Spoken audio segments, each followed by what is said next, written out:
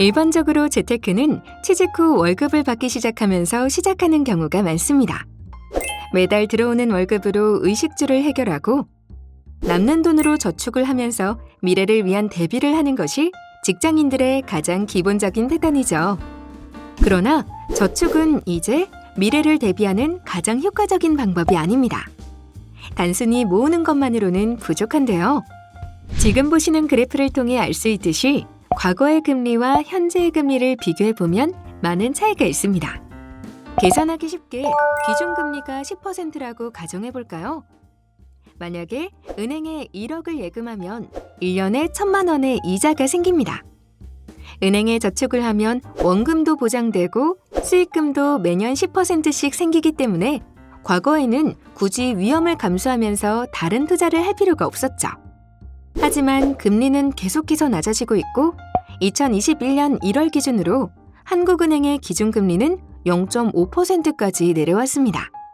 전문가들은 앞으로도 기준금리는 예전만큼 높게 올라가지 못할 것이며 저금리 기조는 당분간 계속해서 유지될 가능성이 높다고 전망합니다. 쉽게 말해서 예금과 적금을 통해서는 자산을 늘릴 수 없다는 뜻입니다. 물론 월급을 모아 집을 산다는 말도 더는 통하지 않고요. 2020년 1월 통계청에서 직장인들의 소득에 관한 자료를 발표한 바 있습니다. 이 자료에 따르면 2018년 기준으로 직장인의 평균 소득은 297만 원입니다. 소득 구간별로 분포도를 보면 150에서 250만 원 구간에 속하는 직장인들이 가장 많고 연봉이 올라갈수록 해당되는 직장인의 수가 점차 적어지는 것을 알 수 있는데요. 물론 월 1,000만 원 이상의 급여를 받고 있다면 재테크의 필요성을 그렇게 크게 느끼지 못할 수도 있지만 대부분의 직장인들은 현재의 월급에 만족하지 못할 겁니다. 이럴 때 우리가 생각할 수 있는 방법은 두 가지가 있습니다.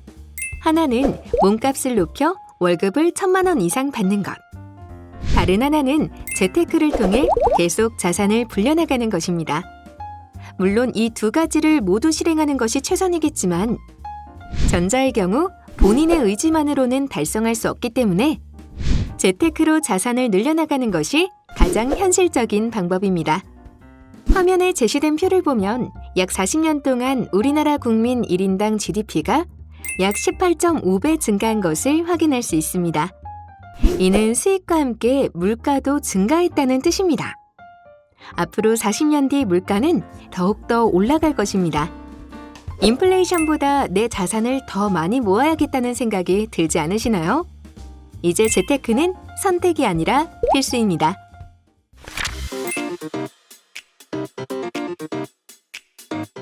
(2020년 10월) 기준으로 국민연금을 받고 있는 수급자 수는 약 500만 명이고 1인당 월 지급액의 평균은 약 47만 원입니다. 이것을 월로 계산해 보면 2조가 넘는 큰 금액이 매달 기금에서 지출되고 있음을 알 수 있습니다. 게다가 국민연금 수급자 수도 점점 늘어나고 있는데요. 여러분이 국민연금을 수령할 나이가 되었을 때 국민연금이 과연 노후를 보장해 줄 수 있을지 생각해 봐야 합니다. 만약 기금이 고갈되지 않아서 지급된다고 하더라도 평균 47만 원의 연금으로 의식주를 모두 해결할 수는 없을 것입니다. 또한 우리나라는 빠르게 고령화 사회로 진입하고 있습니다. 고령 인구 비율은 꾸준하게 증가하는 반면 유소년 인구는 조금씩 감소 추세에 있습니다. 이 말은 나중에 노동이 가능한 인구가 줄어들어 직장인 한 명당 부담해야 하는 부양 인구 수가 늘어나게 된다는 뜻이죠. 국민연금 기금이 부족한 상황이 발생될 때면 직장인들의 월급에서 세율을 더 높여서 금액을 메꾸어 나갈 것입니다. 우리는 앞으로 누군가에게 의존하지 않고 스스로 노후를 준비해 나가야 합니다. 젊을 때부터 차근차근 자산을 불려서 노후를 준비하고 있는 사람과 노후에 대한 구체적인 준비 없이 살아가는 사람의 차이는 시간이 지날수록 확연하게 드러날 것입니다.